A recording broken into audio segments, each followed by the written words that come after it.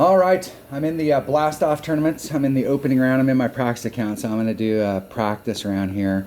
I want to. I had a couple questions on my YouTube channel. Um, Jeff Ebner, I wanted to know, why do you not use the practice in the tournament so that you can get tournament wins? So let me make sure I got this right, Jeff. So like here, I could go in and instead of playing the hole, I can practice it, and I'm going to get the same exact win that's on here. And the whole idea of having a totally secondary account, like I don't have any, I don't care if Audot, I really kind of like it to make the weekend round so that I can do this in the weekend as well. But the whole idea of having a totally separate account is that I don't have to spend the practice tokens. I can go play this account, and because I record my own video, which is what I recommend that every single one of you do, I can record that, and then I can go back and look at that round and see exactly what I did under those win conditions, and then I can go play my 77 account. So I don't do it as much now because I used to play a lot more, and I spend 40 hours a week in practice, making notes, shooting video, reviewing the videos, making more notes, and doing the whole little deal. And I don't do that as much now. A lot of times I go out there, and if I have notes, they're just base notes. But like if I was trying to be real serious about it, I would use my odd account. I can play for free. I don't have to burn practice tokens because the win may be different on the front than it is on the back. So instead of burning through 18 practice tokens, I can play my practice account. And what some of my teammates do is they'll play. Sometimes you can play 9 holes and maybe you're feeling it, and then you play your 9 on your main account, and then you could play 9 in your practice, and then or you can play a hole and then play it for real. Play a hole, play it for real, and then it doesn't cost you anything at all as far as the practice tokens. My comment on there, Jeff came back, and my comment on there was, it's buying the practice tokens. They're 75 cents a piece.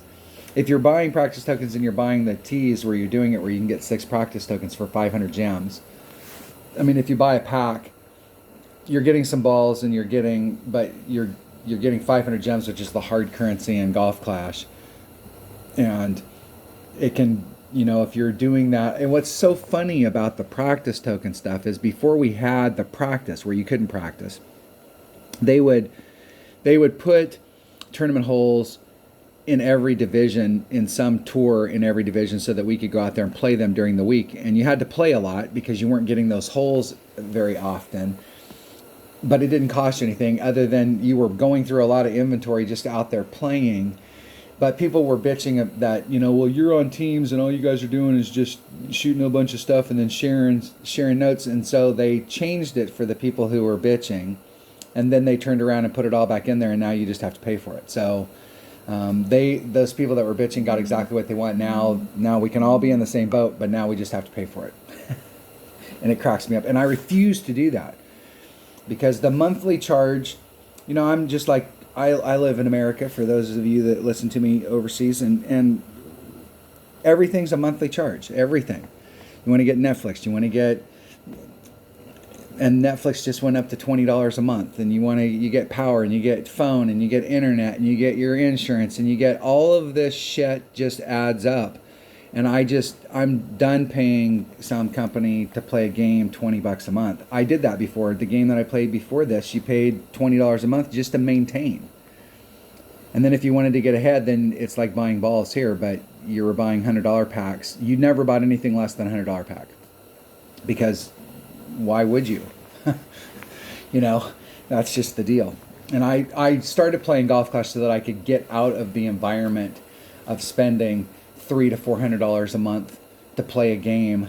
The one thing I do like about Golf Clash is that while you're not playing, somebody can't come and attack your bag and steal all your clubs. So then when you come back in, you're at 0 clubs. You got to run a shield in Golf Clash so that people can't come in and steal all your clubs while you're sleeping at night. If they start doing that, I will definitely pick a different game. All right, hole number 1. I do not, and right now we're talking about notes. I can't find my notes, so I'm just going to go out there and play around. I think I kind of have an idea of what I'm doing on some of these holes. I have the hole numbers, so I know which holes we're playing. I wrote those down at the beginning of the week. So hole number 1, all right, and I think we have tailwind here. So I'm going to use I'm going to just try and rough bump it out. I'm not trying to get up there on the green. And I'm going to use a katana. I think I can use a katana here with the wind. I think I can. I think the deal is with a katana, if you got a level 9 extra mile, you can run max topspin. And then bleed out. Well, let's try it. We'll try it. What's funny is that the last few tournaments, I've just been playing Dunner and I have been playing a lot. And Dunner and I started playing together and doing that where we're talking on the phone because we were both at the point where it's like, why are we playing? But like, we have a lot of fun when we're playing and we're talking on the phone. Even when we don't get matched up, we're still having a lot of fun playing. And it's got us a little bit more back into the game. That's why if you've watched my channel for a long time, you're getting a few more videos now than... I took a little bit of time off. I took about 8 months off. I used to break it up so that every hole, so if you were looking for hole number 5 and that was the hole you really wanted to work, you could pull up hole number 5 instead of watching the video.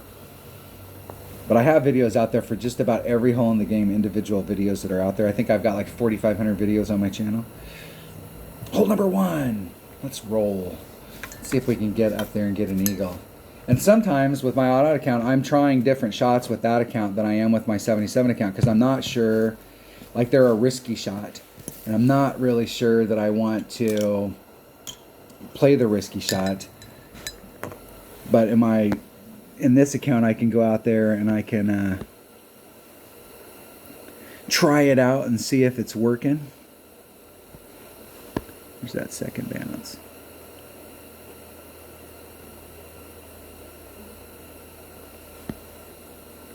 I'm hitting that second part of the rough. So I'm going to do a 10%, so that's a 4 mile. I'm going to do 2 rings. That's 4-2.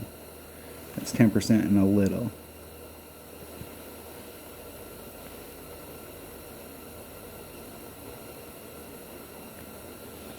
Hitting it perfect. Should put my Golf Clash playing glasses on. Oh, roll towards the cup. Roll, damn it. I know that doesn't look like it's that far away, but that shot could be dangerous.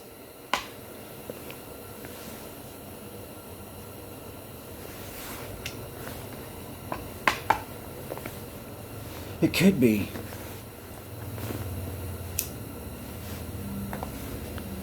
All right, I got my Golf Clash playing glasses on. I actually might switch tablets. My wife bought an S7, and the screen's... I've got an S6 Samsung tablet, and she bought an S7, and man, that thing's got a monster screen on it. Monster screen. See if my opponent can get up there as well.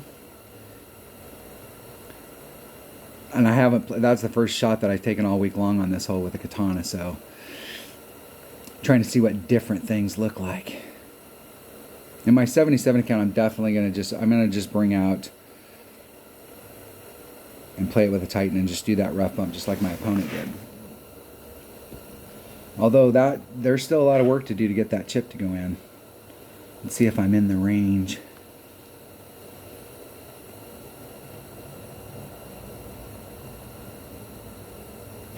Hitting it perfect. In the hole. Those putts are brutal. You can see how much movement's on that course and how much it's rolling off to the right.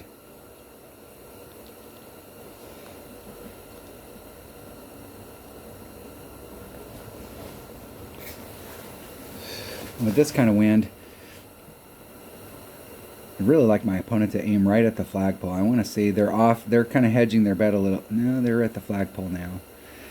I really would like to see if there's any break.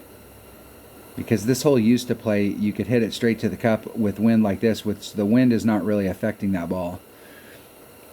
And you hit it perfect, and it would break off to the right, and you could miss the cup on a perfect shot just because of how much the course rolls off. And they hit right at the flagpole, so it's not rolling off. That's good. That's good news.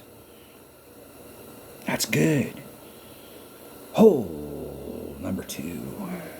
What is hole number 2? Hole number 2 is hole number 5. Hole number 5. Alright, I have not gotten this one all week, but I remember I'm going to use the same numbers that my teammate Kevin's using. Dunner. He's bowling tonight, so that's the deal. I'm doing a 30% times. Now, I switched my numbers on this one. I do remember what I did yesterday. I came out here and I switched my numbers on it, and then I was, for some reason, even though I was staring down at a hornet, I felt like I should be using my grizzly numbers.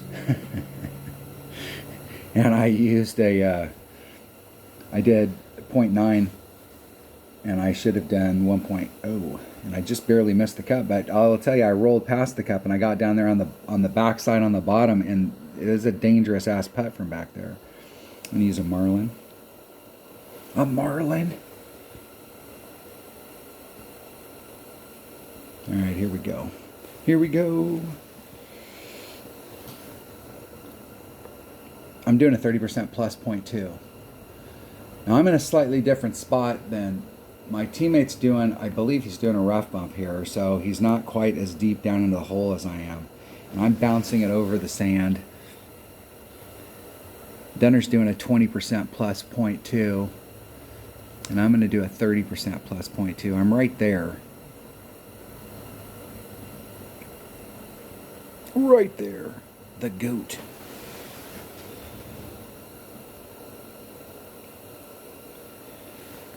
Is that Ohio State?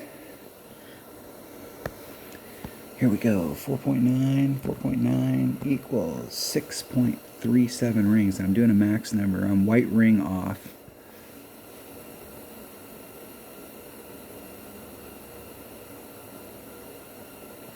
.37, 6.57. 6.57. Here's 6. 6.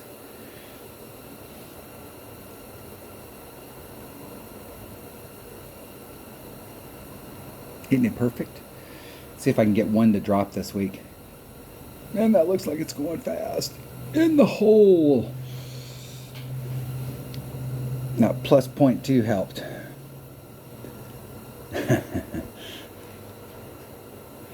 Maybe that'll help you, dude. You never know. You could be off the green. Dunner's doing a rough bump right here, and I'm not a fan of these types of hills. It falls off a lot if you make, especially if you're dealing with wind that's going straight forward or straight back. If you're dealing with pure headwind or pure tailwind, it's very easy to get the adjustment wrong. And that hill that's right there, if you hit it closer to the sand, the bounce is going to go higher. If you hit it closer to the front, the bounce is going to go lower. And if you hit it in the front especially, it can come out and scoot across the green, and the speed will carry you down into this back area, and it can be a very difficult putt from back there. The problem with hitting like right on the lip between the sand and the rough is the ball can take a bounce straight up in the air, and you can actually end up either caught up in the rough or it bounces back into the sand.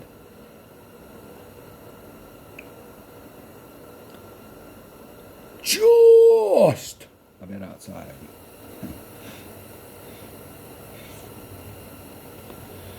Good luck in the tournament. All right, starting it off right. Look at that. That's the first hole in one all week. So I've already got an Albie a couple times on hole number one of the par fives, the middle par 5, hole number 3. It's definitely not this par 5 or the last one. I'm still trying to figure out what I want to do on the last one. All right, the goal is to get up into the shadows that are throwing off, because those shadows that are up here are on the flat. You need to be in the flat. I came here yesterday and I was trying to get cute, and I ended up getting a birdie on this hole, and you just cannot do that. That number one is a drop on minimum score, but you just can't afford to get a birdie on this hole. And I'm going to I got a bag that's got a Guardian in it. I like to play this with my Guardian. I was talking at the beginning of the video about I'm going to have to buy a pack here. I got to get some gems. Have to get some. I don't like to play without an empty slot. This is my practice account, and I don't worry as much about it. I don't log into it except on days when we're playing tournaments. So So like the club card trading here, I have a bunch of club cards in this, extra club cards, and I could have all my rares maxed out, but I'm close. And I could be working on my epics already, but I don't play this account that often. Just for practice. Just for practice. Hole number 3. If I remember correctly, I did 3 1/4 topspin yesterday, and I was about halfway up on that pad. I just got up on it, so I was maybe like a quarter of the way up on the pad, but I was up on the pad. But I would like to pick up just a little teeny bit more distance, but you don't. It's better to be a little bit short of where you'd like to be than to be a millimeter too long. I'm going to come back to the +8.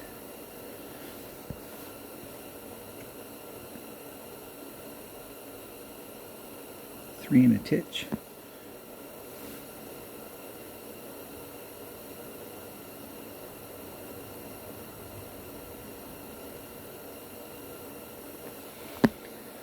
And I'm gonna do a 3 mile an hour pull, or push, I should say. It'll be easier. I'm gonna do a 1.5 rings. I'm gonna put some left-hand curl on it to bring it back to the fairway. Not a lot, but just a little. Hitting it perfect. See if I got my distance right.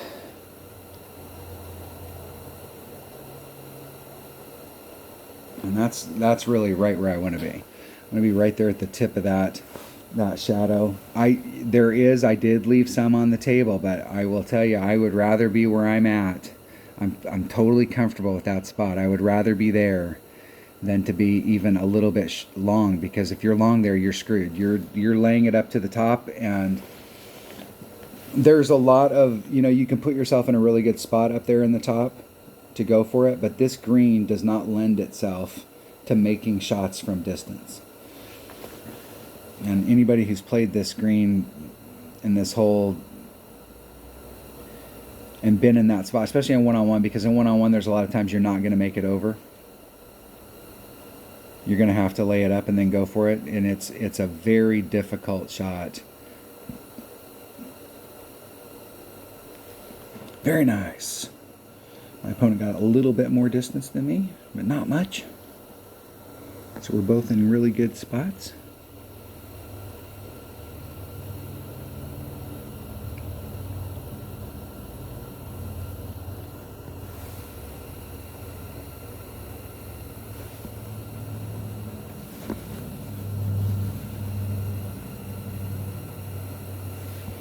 I want to see if I can stick it up there. That's what I'm looking for right there. 3-4. It's 1.2 per ring. So 3 rings would be 3-6.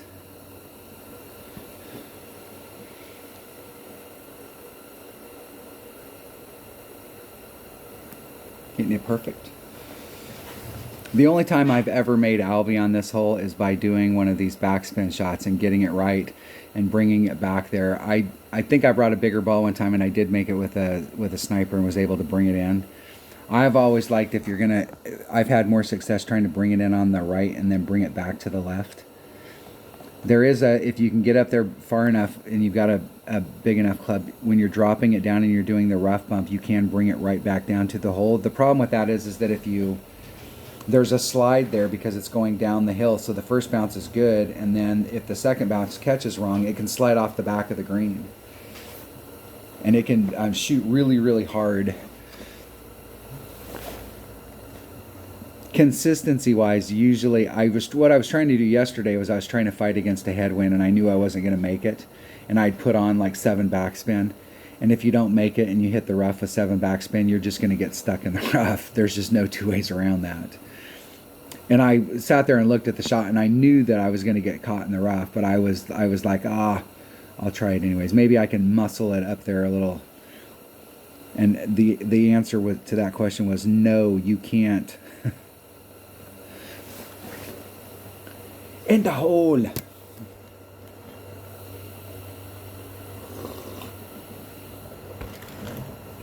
I conquered the beast number 3.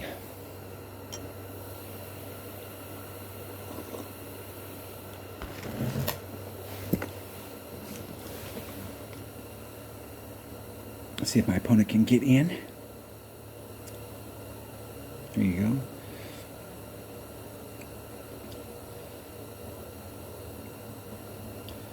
Slightly hedged their bet there.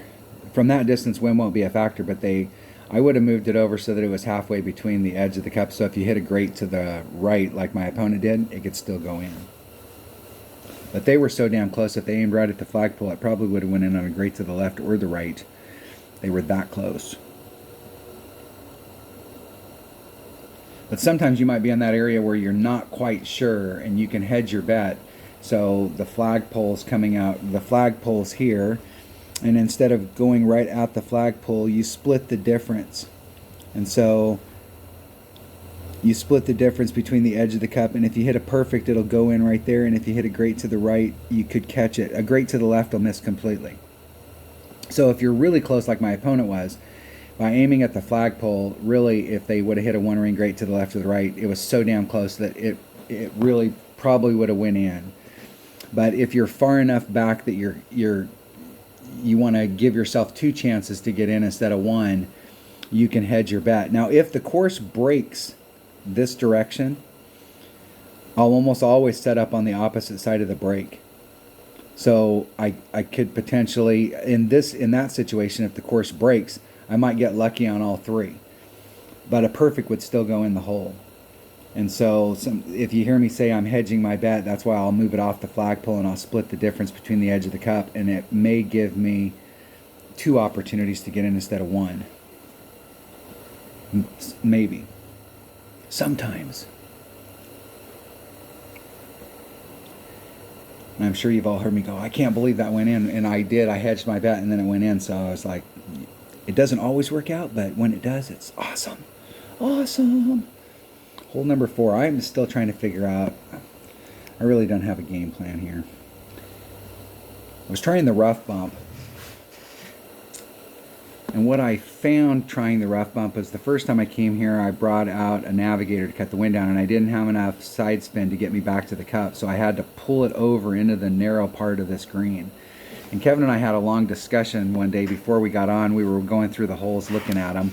If you split this rough area in half, if you hit on the front, you take the risk of it sliding across the green and you'll end up way back on the back side.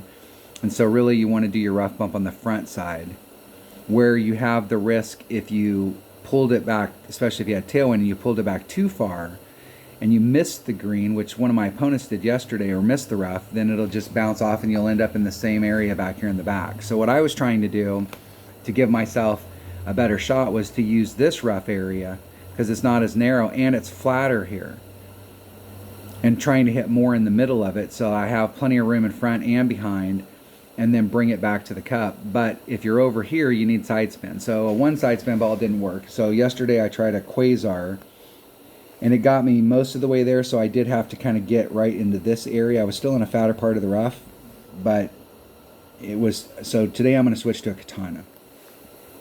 I'm pretty sure that's what what the deal was.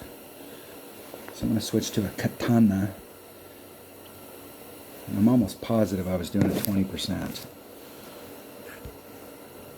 I have no freaking clue what happened to my notes.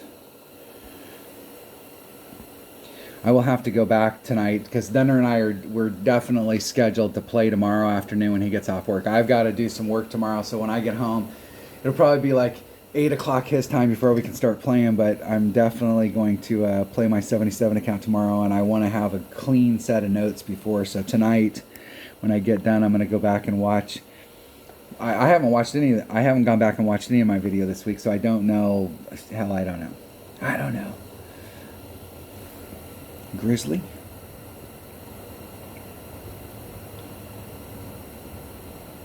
Here we roll. I know I've hit hole-in-ones on every hole in the game, but this is one of those holes that I don't remember the last time I hit a hole-in-one on this. And if I did hit a hole-in-one, it was probably luck. And I'm not afraid to admit it. That's right, you heard me. Can't be good, be lucky.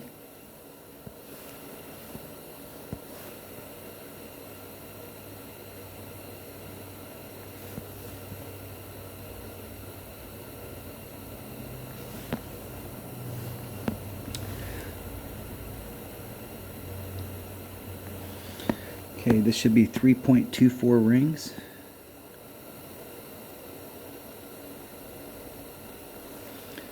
There's 3 1/4.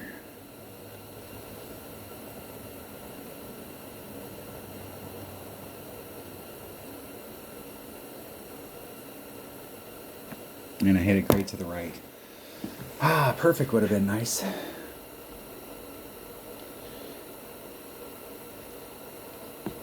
Can't learn anything from a great to the right. But I definitely like that ball better. I was able to stay over in the area that I wanted to start off in and bring it back around. The other thing about bringing it back around is if you look at the straight up shot to it, there's a lot of movement on the course right here. There's an indentation right here in front, and there's a lot of movement. So by coming at it, and the shot where my opponent's at, I've done that shot a bunch, but look where the second bounce is. The second bounce is in a hole. And so if you're a little bit off to the left or the right, it's going to come out of that hole in a different trajectory. And so by being in the rough right there, I'm trying to go around all of this shit that's on the green and trying to just bring it up to the cup. I'm trying it out. I'm trying something. I have not done the rough bump on this hole before, so I'm trying something different.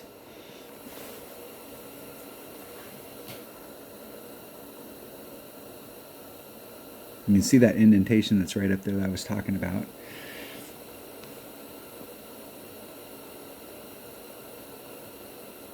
In the hole. All right, what is hole number 5? Hole number 5 is hole number 7. What is hole number 7?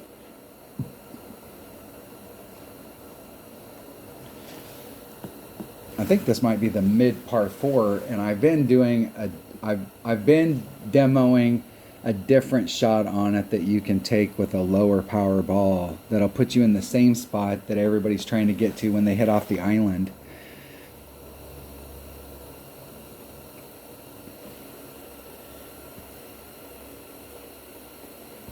Let's see what hole number 5 is. Hole number 5. What is hole number 5? Hole number 5. Hole number 5 is hole number 7. Yeah, and yesterday this is the hole that I was on where I was actually in the rough. I wasn't in the rough, but trying to go at the green, I was with my wedge, trying to make an adjustment, and the grass blades were distorting. You couldn't tell where the crisp line was in your rings. And Aradadad, and I know that I pronounced that wrong, commented that my visual stuff was on, and it was in odd, and I've turned it off now. So if I end up in that spot again, I will have a much cleaner shot to the cup. So a lot of people are hitting out to the white line, and you have a great shot going in, but it's a shot. I mean, would you rather be in your wedge, or would you rather be in your short iron? Would you rather be in your long iron or your short iron? The smaller the club you're in, the better. So a lot of people, instead of hitting out on the white line, they're trying to get up into this area right here, and they're using this island. Now, I have seen several people.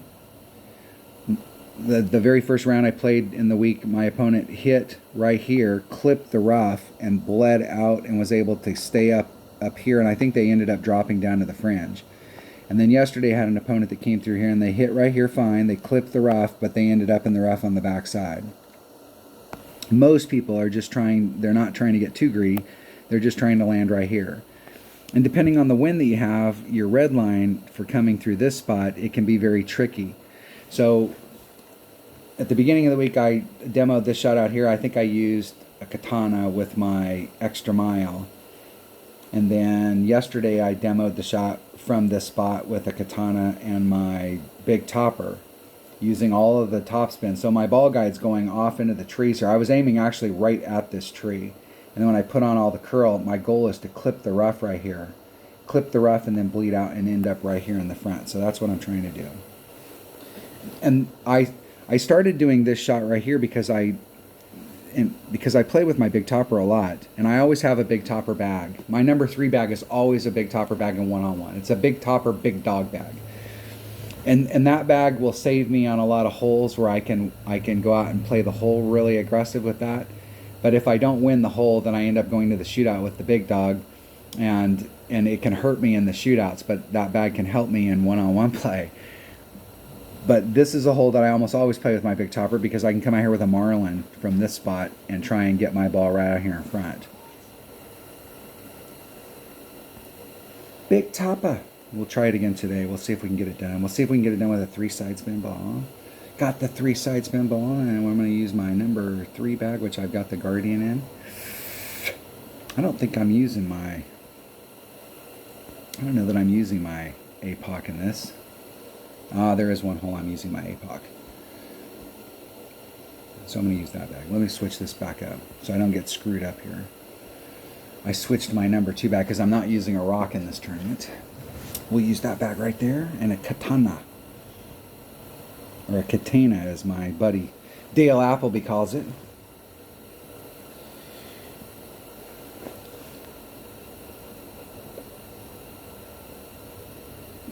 Sloppy BJ. Yeah. Is that an innuendo there? Is that you trying to tell us something?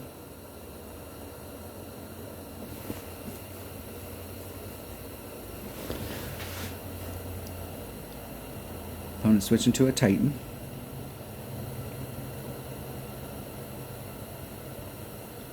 And they're trying to do the bounce over to get on. The problem with that shot, yeah, is any little teeny bit of curl to the left is going to put you in the rough before the sand. It's a really narrow there to try and get it to go through that.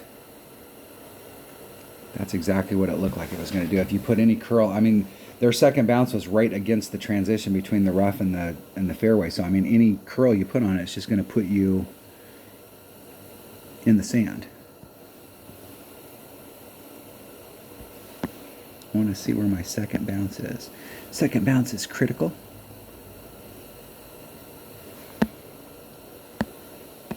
.24, same as my APOC or my extra mile. It's 2.1 per ring, I believe, maybe. There's 2.1. So I'm just a titch into power. There's max curl. I don't need max, but I do need a little teeny bit of overpower.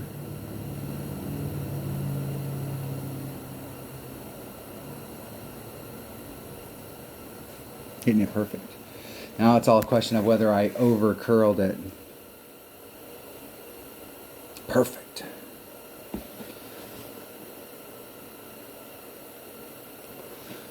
I was trying to remember yesterday. I thought I pulled it out to the outside line on my curl grid where I've got those pink lines. I thought I pulled it out to there yesterday.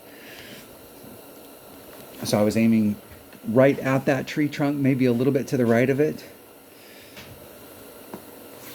And then probably 3/4 curl.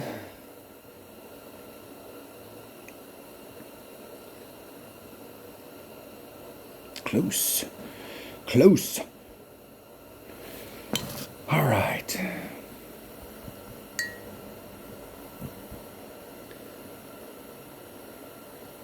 .3 divided by 2.4. Oh, I got my freaking math all wrong. I ended up zeroing out my calculator, so I'm going to have to just wing it. Should be in about mid-club. So if I add on 20%, that puts me about 5. That's 2.4 per ring, so it's right around 2 rings.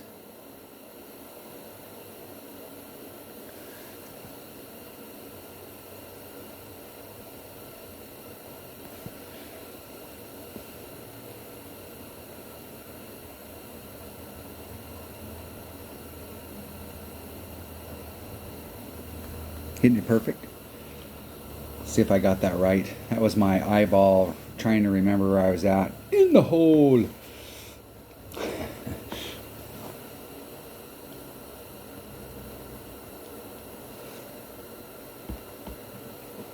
In the hole. What was that? Let me do the math here. I got my calculator back up. 2.3 times 4.3 equals, divided by 2.4. Should have been 2.15 rings. And I did move it just a little teeny bit over the 2. Hold on one second. All right. Wife called. And I hung up on her, so then I had to call her back. Don't want to get in that trouble. What are we on here? What hole are we on? What hole are we on? Hole number 6. Okay, we got to get an alley here. Which way's the wind blowing? That's not favorable wind, and I really... I don't have any... When typically, like in my 77 account, when we've got that kind of wind on this hole, this is hole number 3. So I've seen a bunch of people this week.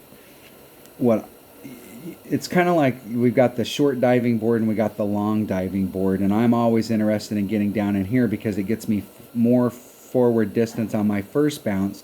The farther it is from the tee box to your first bounce, the farther it'll be from the first bounce to the second bounce. So if you shorten up this distance, you're going to shorten up the next distance in bounces, and I want the ball to go as far as it can go. You do not want to end up on the green unless it rolls out towards the cup.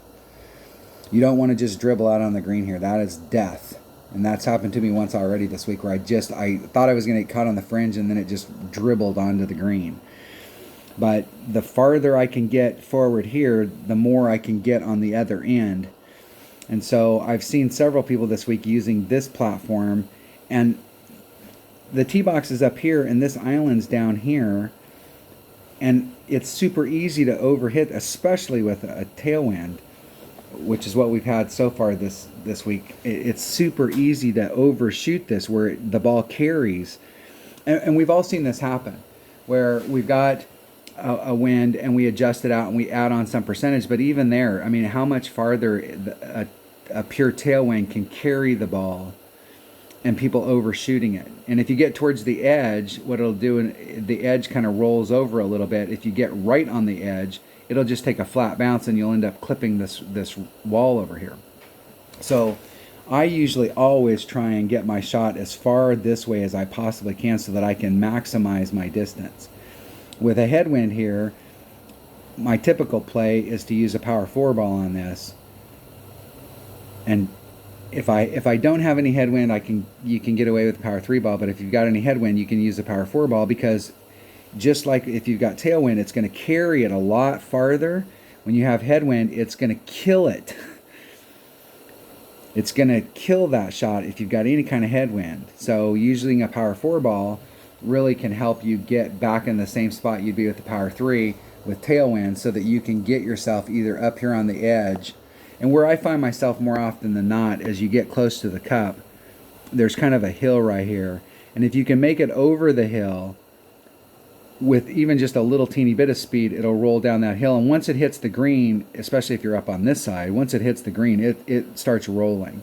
If you're down here on the bottom, you won't get that.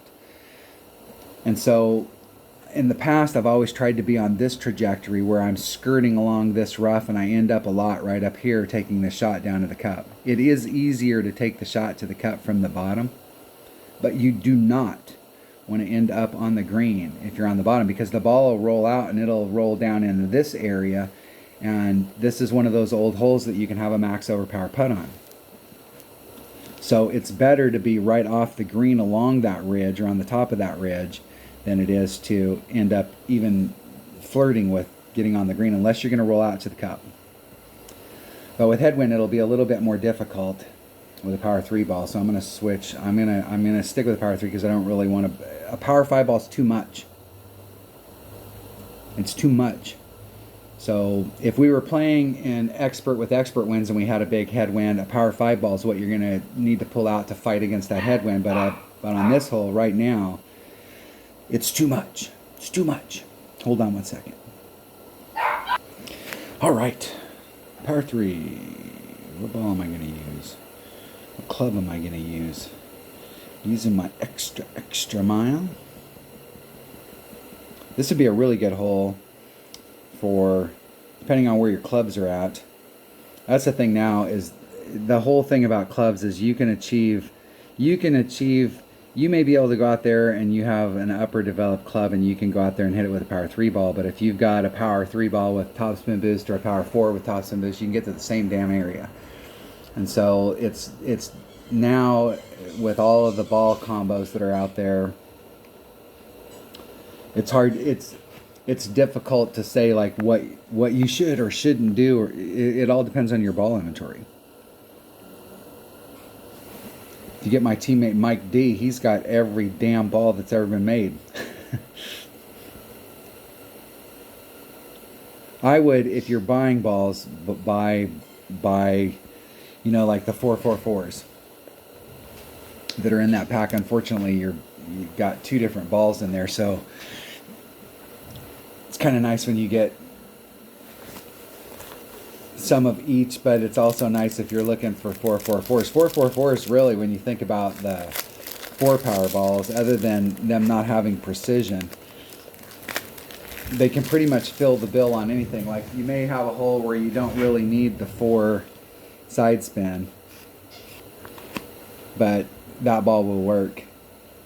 And there may be a hole where you'd like to use the wind a little bit more and the 4 wind is cutting it down, but that 4 wind's really going to help you on the second shot.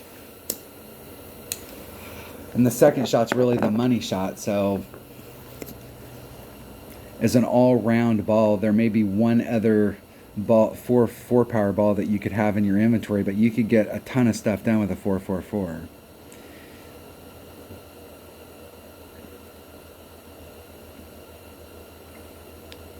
I remember playing this hole when I first started and just trying to get up on the island, not trying to get over. And I do a rough bump off of this rough to just try and get up there. Alright, let's see if we can get some distance here. Okay, so it's a 3-mile-an-hour wind, and I can actually work the wind out. The way the wind's been working, you'd have to go over that edge, and the rings are so damn distorted.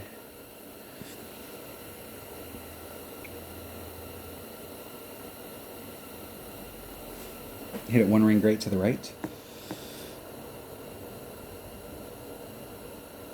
And you can see, like if you've watched the video so far this week, you can see how far back I hit, and that little teeny bit of forward movement or headwind kills it. You get you get the wind where it's opposite of this, where it's running in this direction, and it's just giving you a little teeny bit of push. That little teeny bit of push. I mean, I barely hit on that side.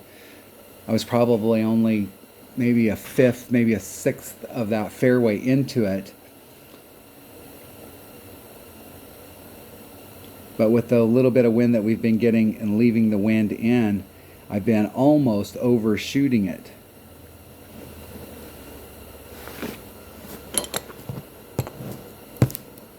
This will be the farthest back that I've had to take this shot this week. And I can tell you, I could swear to you that in the past when we got to this hole that we were actually taking a little bit of wind off.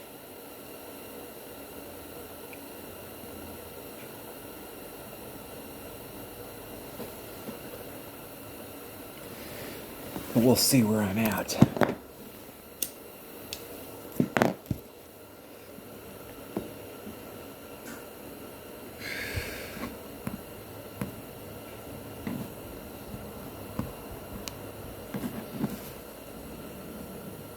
See what the wind is, see where the hell I'm at in my club. Okay, there's max. I'm at minimum hornet, which should be, I'm going to play 2.5 divided by 1.9. Do like a ring and a quarter. And I want to put just a titch of backspin on it. One backspin and get right up to it. It's a little too close. 1.25.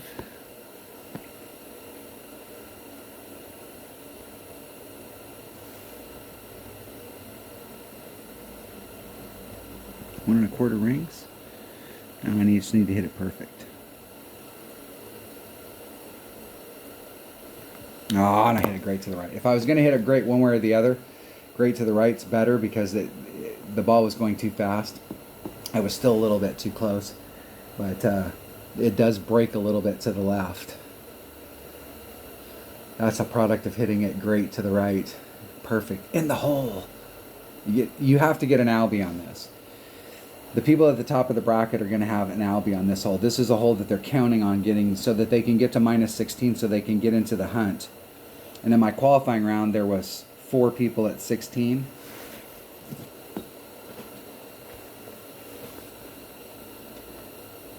You had to have a 14 in order to make it.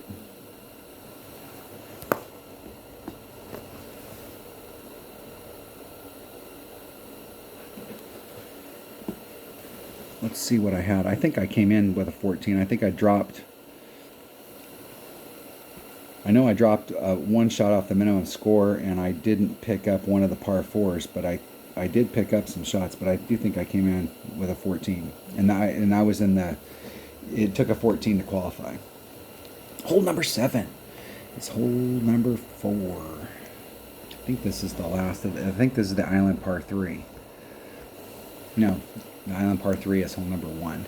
So this is the last of the par 4s.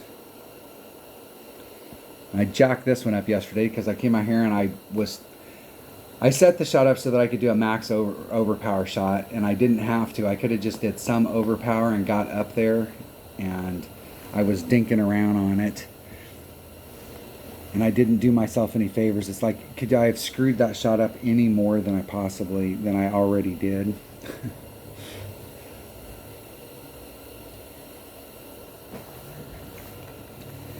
And I think the answer to that is yes, you could.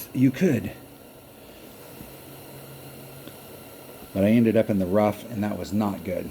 Not good. So today the goal is, you have a serious opportunity for hole-in-one on this. Like, of all the par 4s that are out there that you can get a hole-in-one on, and this is another one of those holes that, depending on the way that the wind's blowing and the clubs that you have in your bag, bringing out a bigger power ball, you bring out a power 5 ball right here, you can get way the hell up there. If you've got a level 8 extra mile, even at that point, if you bring out a power 5 ball, you can bring out your big topper and you can run your ball guide all the way to the cup. And then it's just a matter of taking that shot several times and figuring out how much topspin to put on so that you're pin high.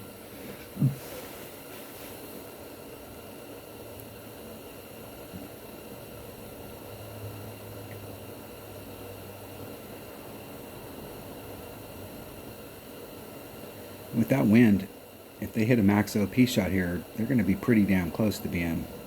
Let's see if they put the wind back in. Yep, they're putting the wind back in. And now they put the wind back in, and then they moved it over almost a full ring to the right.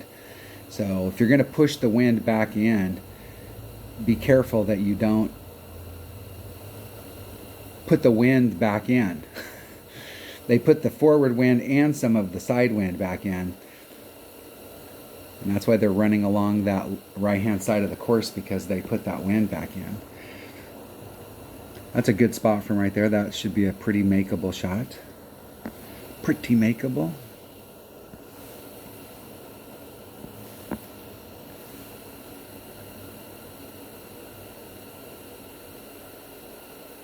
So there's 3-6.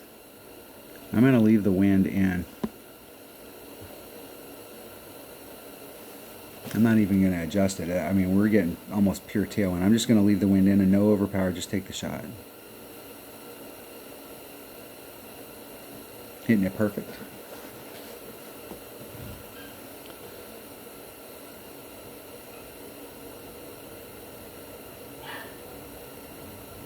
Right. Breezing past the cut. Now you can get some rough putts on this too, but that shouldn't be too bad.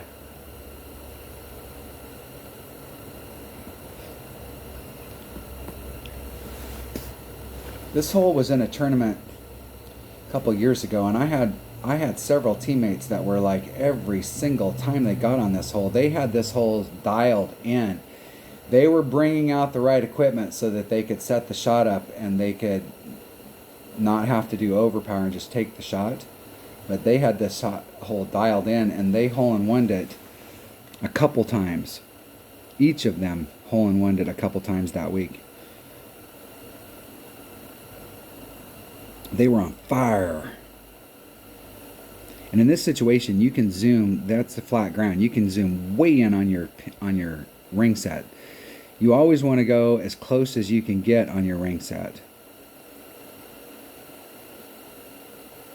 In the hole. Nice shot. Nice shot, man.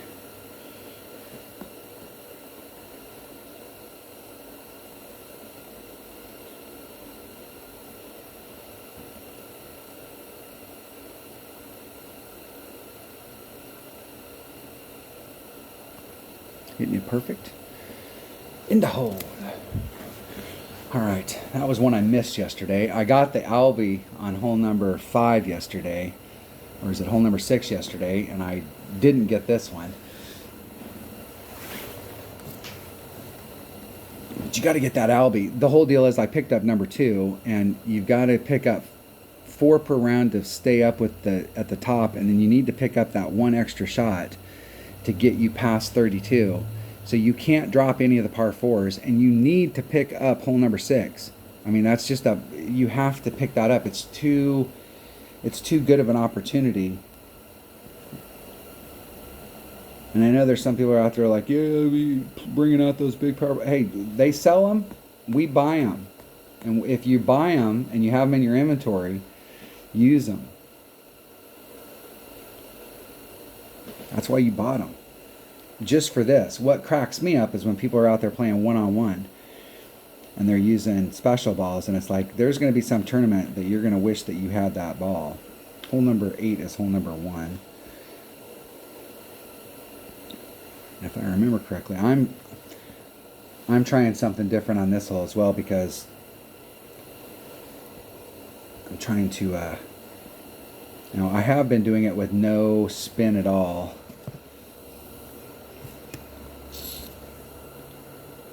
I think I was doing a plus 15. 1.15, I'm at minimum club. But I'm doing a max number. So I'm doing 1 per ring even though I'm at minimum club. And I'm using a sniper. And I'm doing 15% on top of that. So the 1 per ring versus the 1.3 per ring is already a 30% wind adjustment. And then I'm adding on another 15 on top of it. 4.5, 5.17 rings. And I like to have my white ring right up against the transition between the fairway and the rough, and I'm going to point my ball guide right to the cup. But what I haven't been doing is putting on any backspin, and I'm going to put on a little bit of spin so that I can get my tail all the way to it. 5.17 rings.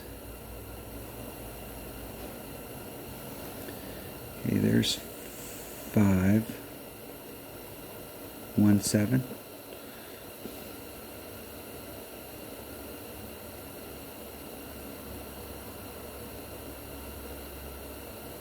Hitting it perfect. I think that's the first time I've hit it perfect into this hole all week, so I'll actually be able to get an idea of if my adjustment is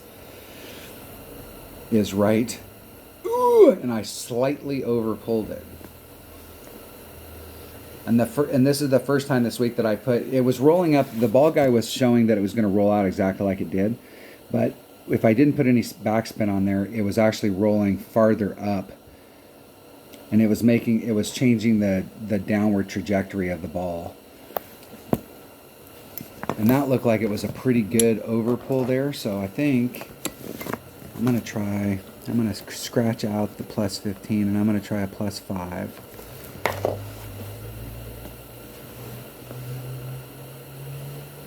And 1 backspin. I'll go back and watch this tonight, because I am going to have to create a new set of notes, and that's exactly what it was doing to me, where it was going too high, and then it seemed like it was rolling it off more to it was coming off that hill, and it was changing it so it was coming more to the right. So with a little bit of backspin on there, it was trying to get the ball guide right to it. Perfect.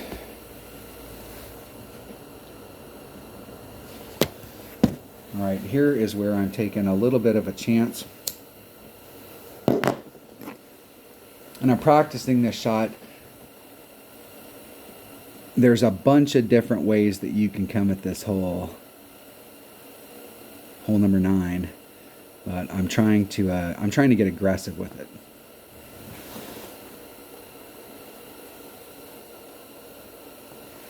And you can get the same stuff done. I'm using a power 3 ball, and I'm pulling back from the red line. So on hole number 9, which is hole number 8, so we're showing 2 different ways to go here, but traditionally what I've tried to do is, and you can seriously overhit here. This is another one just like earlier on the island par 5. It's your tee box is up here, this area is down below, and not only is it down below, but it rolls off. It looks like it's flat there, but it rolls off. So what can happen is you can come down, and if you hit the roll there, it takes a flat bounce and it'll go right over to the other side, and you'll either end up clipping the cliff and in the drink, or you'll clip this rough and get caught up. And so it can be, you got to make sure if you're coming down into this area trying to bounce it over that you get that adjustment right. And it's a plus 15, plus 20 on the drive for sure. And really, you want to hit back. This is almost like the hole we just played with the par 5 or par 3, where I want to be several rings away from that transitional surface. So when I say that I've got my rings off the transitional surface, whenever the course does this, and then here's where the rough starts, I'm not looking at this as being this area here as being part of the fairway. I really want to land up here so that I get a full bounce to the other side. So when I say I always like to be a couple rings off of a transitional surface, I'm really thinking that this is the transitional surface. So if I was setting my shot up down here, I would want to be maybe 4 rings away from the rough and be as far out into the flat as possible. And where I used to hit was right there. I wasn't trying to get greedy or anything. I wasn't trying to make it through the sand. I just wanted to lay it up right here, and I could come out at this direction. Sometimes, depending on the way the wind was going, especially in the days when we had stable wind, like every round the wind was the same, then you could work out the shot. But with variable wind, there's some wind that I don't like to come over here. So when you come over to this area, you've got several chances. If you want to, you can hit out to here, so that when you go from here, you're putting left-hand curl on it, trying to bring the ball out here, trying to make this shot straighter. So if you're here and then you're going to this spot, then you've got to make up this with side spinning, and so you definitely want to bring out a bigger side spin ball like a Kingmaker, because if you end up in any trouble, you'll be happy you brought the Kingmaker, because you can recover from the sand down here. You can't recover from the rough down here. I can tell you that from personal experience. I lost the tournament on this hole because I was in that rough, and you can't recover. You can put yourself in a spot so that you can try and recover, but you can't get on in 2. So if you're trying to use the island, the more that you can get your ball to go in this direction, and the farther forward you can get it. So like if you're in this zone, so if you split this area in a grid, this is really your target zone, because that straightens it out so that you don't have to use a lot of movement on your ball to get it over. So you have several ways that you can play this. The first way is that you can try and get your bounce off the island and then bounce over to the other side and then get to the cup. The deal there is that the distance from your bounce here to your second bounce, how much topspin you have to put on in order to clear that distance, you need the ball to stop really quick, because the cup is really close on this side. And it's very easy to get that wrong, and then you bleed off on the other side, and you could end up in the rough. And there's some difficult putts from down here at the bottom. This is another one of those greens where there's a lot of movement on the green, and if you're down here on the bottom where the ball comes over and then rolls down into this area, there can be some difficult putts from down there. So what you can do is you can bounce off the island and clip the rough and do a rough bump to get up there. And my teammate Kevin, that's what he's doing. He's doing the rough bump. But I will tell you that you better make sure you've got your wind adjustment right for this shot, because if you over pull it or under pull it and you're doing this type of rough bump, this is a really steep little rough area right here. And if you get that wrong, you can do the straight up bounce, or you can clip it up at the top and you can get the run forward and end up on the back side. You really want to hit where you want to hit.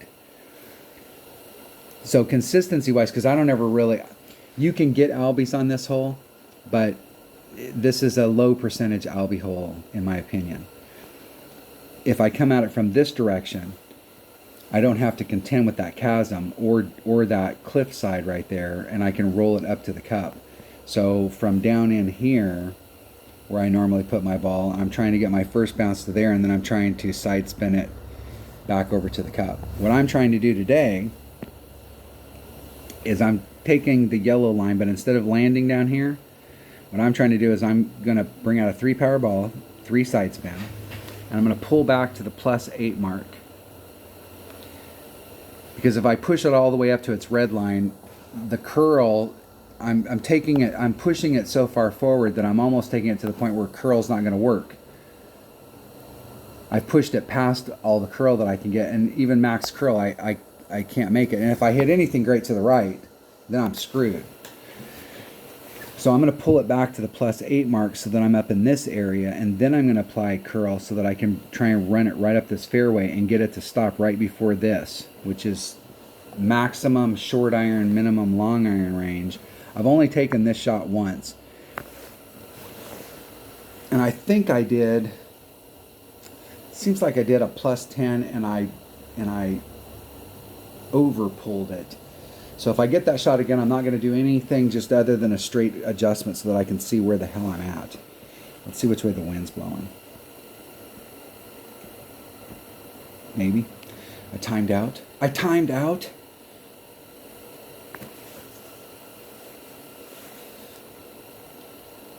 I haven't even looked to see what where my round's at. Let me pick a bag here. I'm going to take my APOC bag, and I'm going to take a Kingmaker.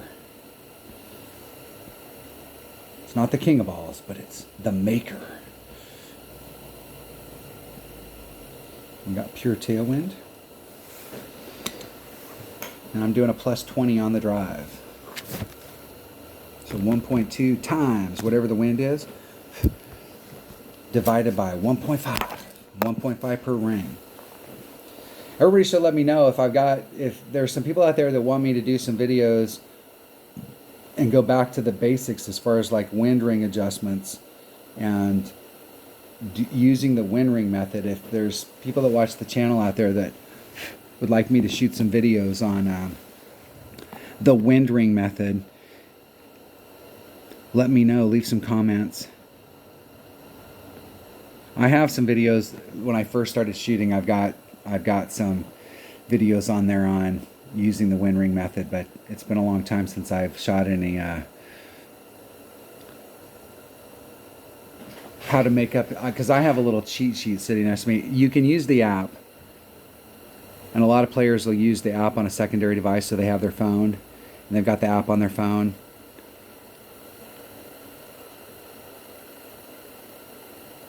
And it does help because then you don't have to do any math, but it's kind of cool that this game you can learn some math, especially if you're not really good at math or you haven't done it. You can learn some math and do this stuff with a calculator.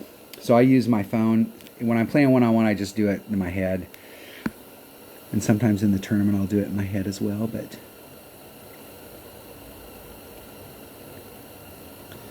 +8, and with headwind I'm going to do a little bit less topspin. I'm going to do one less than max, so only 5. 1.9. 1.9.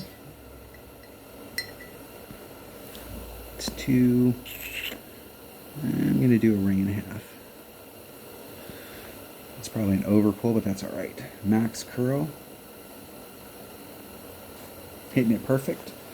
See if I have enough curl to bring me back around and get me in front of the sand trap. Not end up in that.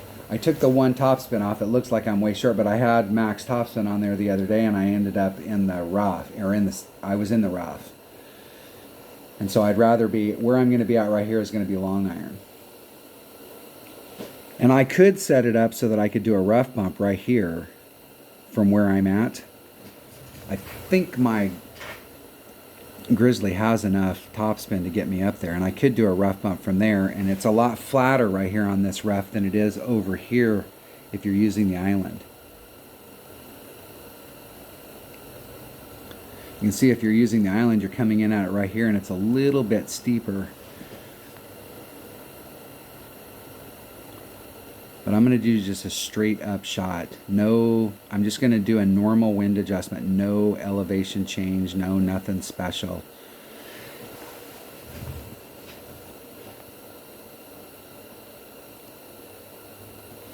That will definitely be, oh, I am still in short iron. Wow, I'm right there.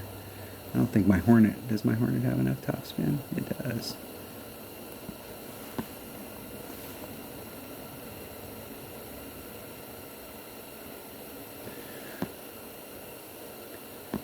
I'm going to count that as max club, and with my Hornet, it's 1.0 per ring, so I'm going to do a 2-ring pull.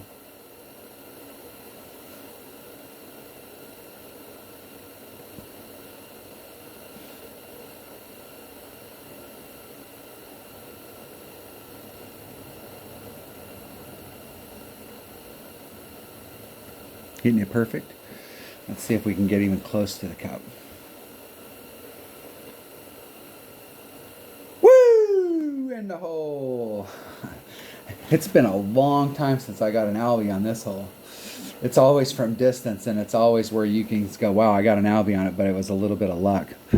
But this is the first time I've played this hole where I've really tried to get super aggressive and get over to the other side. I've practiced a couple times where I was doing max overpower hook shots on it, but that's the deal. All right.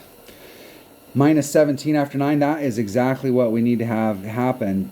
My only thing is on hole number 6, dropping that albie. I can't do that in the weekend round. This albie right here and this shot right here were the pickups. So hole number 1, hole number 4, hole number 7, you have to get those. You have to get all the par 4s, and you have to get 6. That puts you at minus 16. And then if you can do that on both sides, you're at minus 32. And now anything else you can pick up is going to separate you from the crowd. And in my brackets, I'm 100% sure that a minus 33 is not going to win it. So I'm going to have to pick up at least 1 on each side to put this at 34 just to be in the hunt.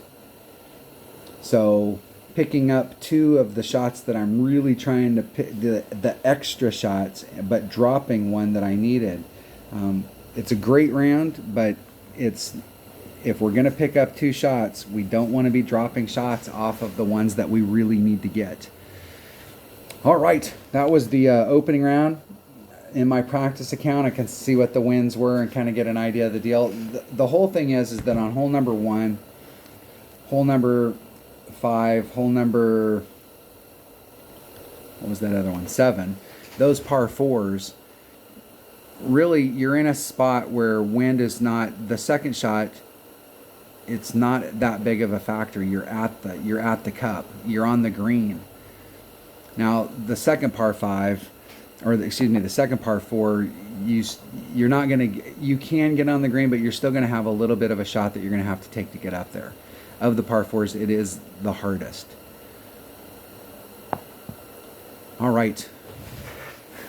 But the other holes, we really want to make sure we can get our wind adjustments right. And I'm happy about that one on hole number 9. That's the first time I think I've ever been close enough to take that rough bump, try that rough bump out. And getting an albie there is really, really nice. All right, that was the opening, that was the front 9 of the opening round in the Blast Off tournament in my practice account.